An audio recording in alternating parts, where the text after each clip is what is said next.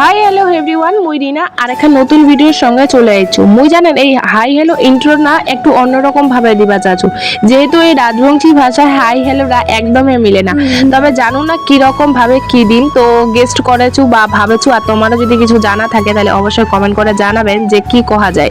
More video খানো তোমা একই রকম রোজ দিনে দেখেছেন সংসারের কাজকর্ম, অন্যান্য কিছু তোমাক মুই দেখাবা পাওরা।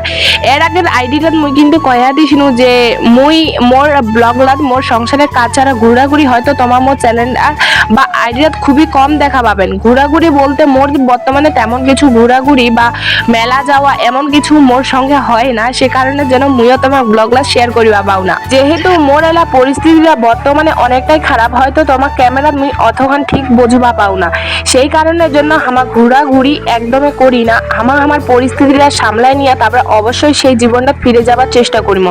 আমাও চাহাচ্ছি সেই জীবনটা ফিরে যাবা। এই জীবনটাতে মানে বর্তমানে আমার অনেকটা মানে কি কম, এই জীবনটা ফিল করতে করতে আমার নিজেরাও অনেকটা বোরিং ফিল হয়ে গেছি, যেটা আমার তোমাকে বুঝবা কোনোদিনও পামনি। আর যাই এরকম ফিল করেছেন, যাই এরকম অবস্থা ছিলেন, তাই অবশ্যই বুঝা পাবেন।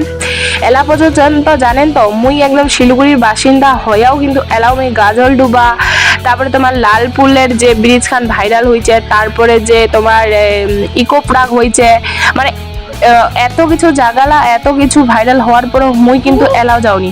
কারণ যে সময় এই জায়গাগুলো প্রচণ্ডভাবে ভাইরাল হচ্ছিল, প্রচণ্ডভাবে মানে সেই জায়গাগুলো ঘোরাঘুরি করছিল, সেই সময় মোর অবস্থা অনেকটাই খারাপ ছিল।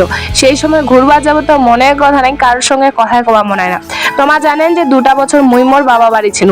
এই 2টা বছরে একটা মেয়ের জীবন বাবা বাড়ির বেহার পরে থাকাটা যে কতটা কষ্টকর, মানে এমনি যাই হোক শারীরিক দিক থেকে মানসিক দিক থেকে অনেকটা শান্তি পাও। একটা মেয়ে যখন বেহা করে নেছে না, 2টা বছর বা 1 মাসও বাবা বাড়ি থাকিবা চায় না।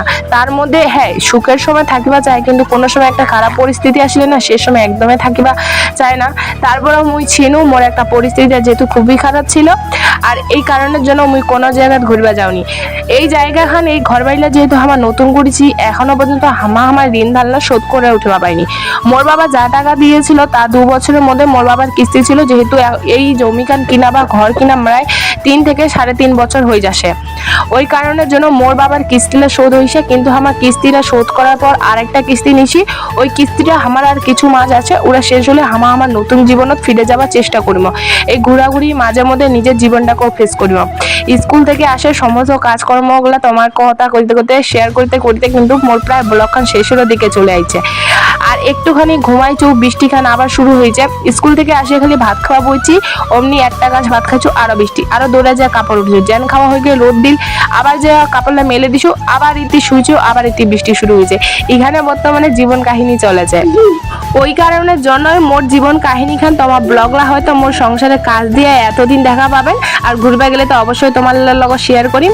তো চলো আজকের ব্লগ খান এটাই শেষ করেছো, দেখা হচ্ছে আরেকখান ঘর সংসারের ব্লগ নিয়ে। ততক্ষণ তোমরা সবাই ভালো থাকেন, সুস্থ থাকেন।